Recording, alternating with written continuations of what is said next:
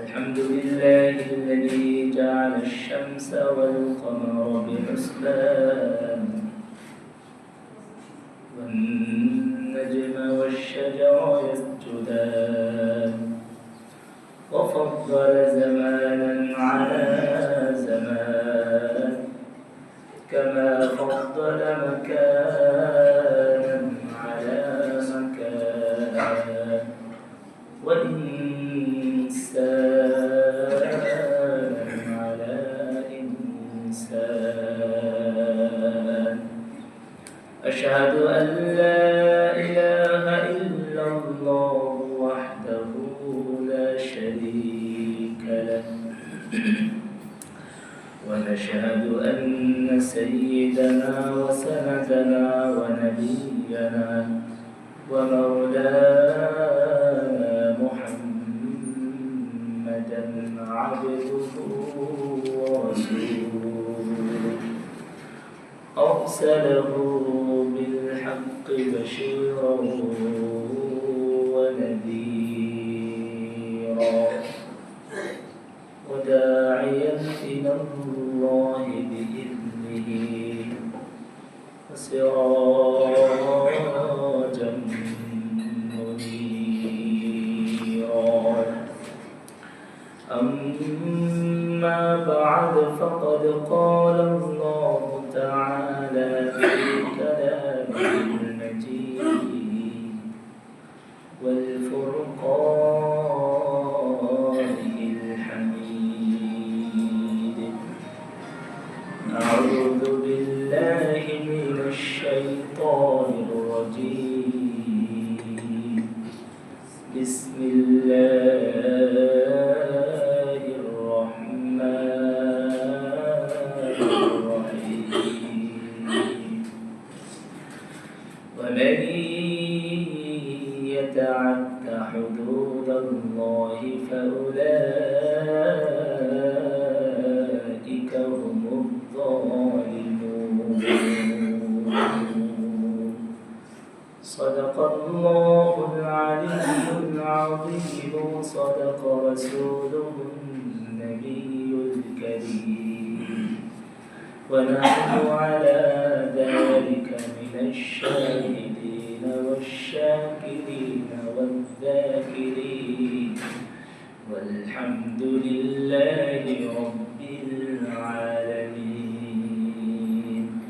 وقال تعالى في شان حبيبه آمرا ومخبرا إن الله وملائكته يصلون على النبي يا أيها الذين آمنوا صلوا عليه وسلموا تسليما.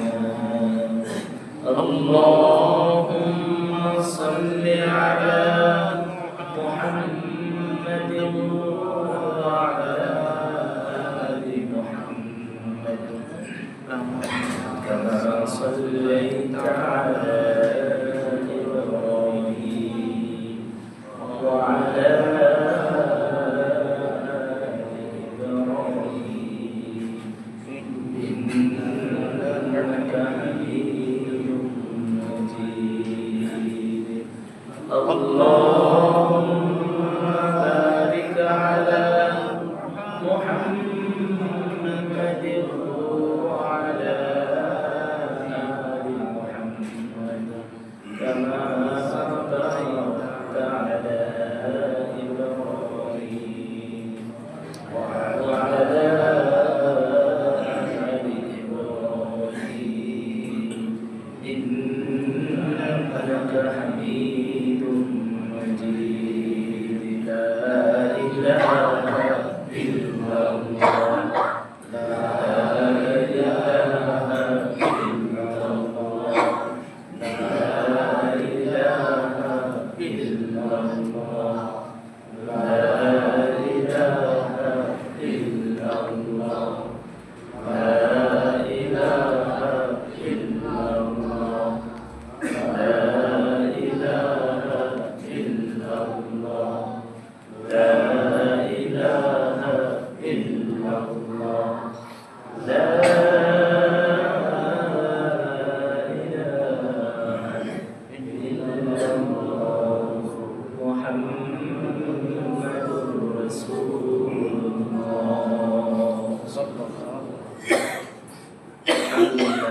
সমস্ত প্রশংসা আল্লাহ সুবহানাহু ওয়া তাআলার জন্য, যিনি আমাদেরকে প্রতি জুমার ন্যায় সালাতুল জুমা আদায়ের লক্ষ্যে দুনিয়াবী সকল কার্যক্রম বন্ধ রেখে রব্বে কারীমের ঘর, পৃথিবীর শ্রেষ্ঠ স্থান মসজিদে আগে ভাগে উপস্থিত থেকে কিছু কথা বলা এবং শোনার জন্য যে রব আমাদেরকে এত সুযোগ করে দিলেন, তৌফিক দিলেন, আমরা দিল থেকে সে রব্বে কারীমকে খুশির জন্য পড়ে আলহামদুলিল্লাহ দুরূদ এবং সালাম পেশ করছি সর্বকালের সর্বশ্রেষ্ঠ মহামানব মুহাম্মদুর রাসূল সাল্লাল্লাহু আলাইহি ওয়াসাল্লামের প্রতি, যাকে আল্লাহ তাআলা পৃথিবীবাসীর জন্য রহমত স্বরূপ এ ধরার বুকে প্রেরণ করেছেন। আমরা সকলেই দুরূদ পাঠ করি, পড়ি আল্লাহুম্মা সাল্লি আলাইহি আল্লাহুম্মা বারিক আলাইহি। আমরা শুকরিয়া আদায় করলাম কার? আমরা পড়ি আল্লাহু আকবার, আবার পড়ি আল্লাহু আকবার, আবার পড়ি আল্লাহু আকবার, পড়ি আলহামদুলিল্লাহ আলহামদুলিল্লাহ আলহামদুলিল্লাহি কাসীরা ওয়া সুবহানাল্লাহি বুকরাতাও ওয়া আসীলা।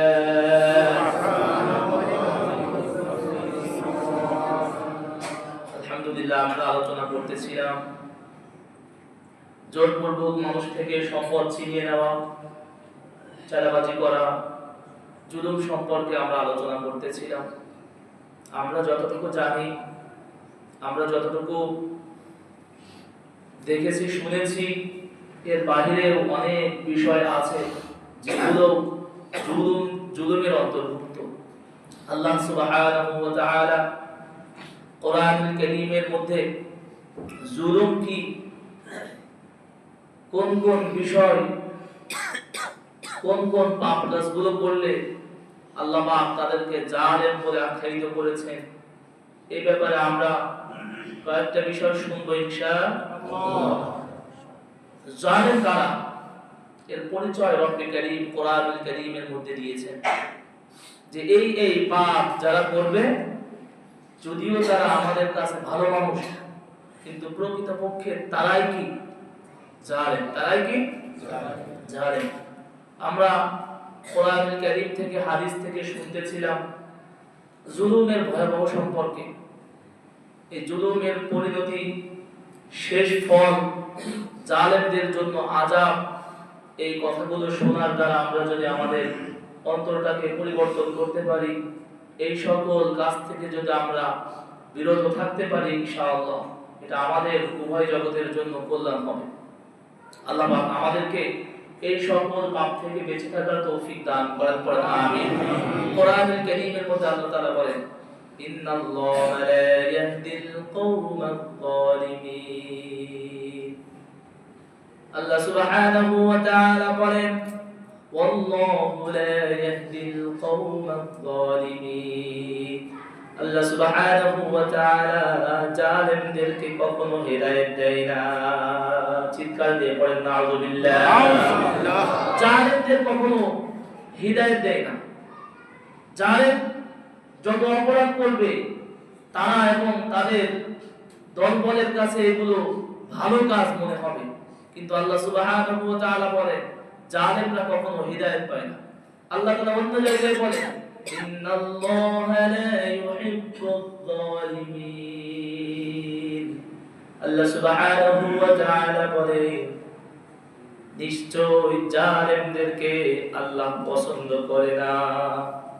জালেমদেরকে রব কখনো ভালোবাসে না, রব তাদেরকে ভালোবাসতে পারে না। তাহলে জালেমদেরকে রব্বে কারীম ঘৃণা করে, তাদের উপর লানত করে আল্লাহ এবং তার রাসূলের লানত সারা পৃথিবীর মুসলমান ঈমানদার জীব জানোয়ারের পক্ষ থেকেও জালেমদের উপর লানত বর্ষিত হয়। বলেন না আলহামদুলিল্লাহ। এজন্য রাসূল সাল্লাল্লাহু আলাইহি ওয়াসাল্লাম বুখারীর হাদিসের মধ্যে ভাবে আসছে নবী সাল্লাল্লাহু আলাইহি ওয়াসাল্লাম যখন মুআজ ইবনে জাবাল রাদিয়াল্লাহু তাআলা আনহুকে ইয়ামানের গভর্নর বানিয়ে পাঠাইলে তখন অনেকগুলো ওসিয়ত করলে। এর মধ্যে একটা ওসিয়ত হলো এমন, একটা নসিহত হলো এমন, রাসূল সাল্লাল্লাহু আলাইহি ওয়াসাল্লাম বলেন, মুআজ ইত্তাকি দাওয়াতাল মাজলুম ফাইন্নাহু লাইসা বাইনাহু ওয়া বাইনাল্লাহি হিজাব।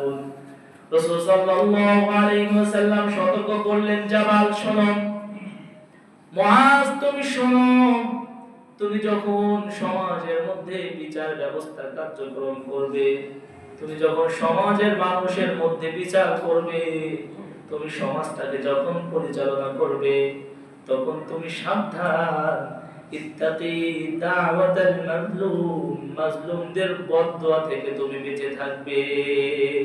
কারণ মাজলুমের বদদোয়া এবং আল্লাহর মাঝে কোনো পর্দা থাকে না। রাসূল সাল্লাল্লাহু আলাইহি ওয়াসাল্লাম বলেন, শোনো, একজন মাজলুম যখন আল্লাহর কাছে দোয়া করতে থাকে, রব্বে কারীম ওই মাজলুম ব্যক্তির দোয়াটা আসমানে উঠিয়ে নেয়, তার জন্য আসমানের দরজাগুলোকে খুলে দেওয়া হয় এবং রব্বে কারীম এক সময় কিছুদিন আগে হোক কিছুদিন পরে হোক ওই মাজলুম ব্যক্তিকেই রব্বে কারীম সাহায্য সহযোগিতার জন্য ওয়াদা করেছে। চিৎকার দিয়ে পড়েন সুবহানাল্লাহ। আজ হোক কাল হোক জালেম ধ্বংস হবে এবং মাজলুম ব্যক্তির বিজয় দান করবেন কে? আল্লাহ। কিছুদিন আগে হোক কিছুদিন পরে হোক জালেম ধ্বংস হবে, মাজলুম ব্যক্তি সমাজের মধ্যে টিকে থাকবে, সম্মানের সাথে বেঁচে থাকবে। এই সম্মান একজনদের, তিনি কে? আল্লাহ। শুধু তাই নয়, রাসূল সাল্লাল্লাহু আলাইহি ওয়াসাল্লাম বলেছেন, তিন ব্যক্তির দোয়া রব্বে কারীম কখনো ফেরত দেয় না।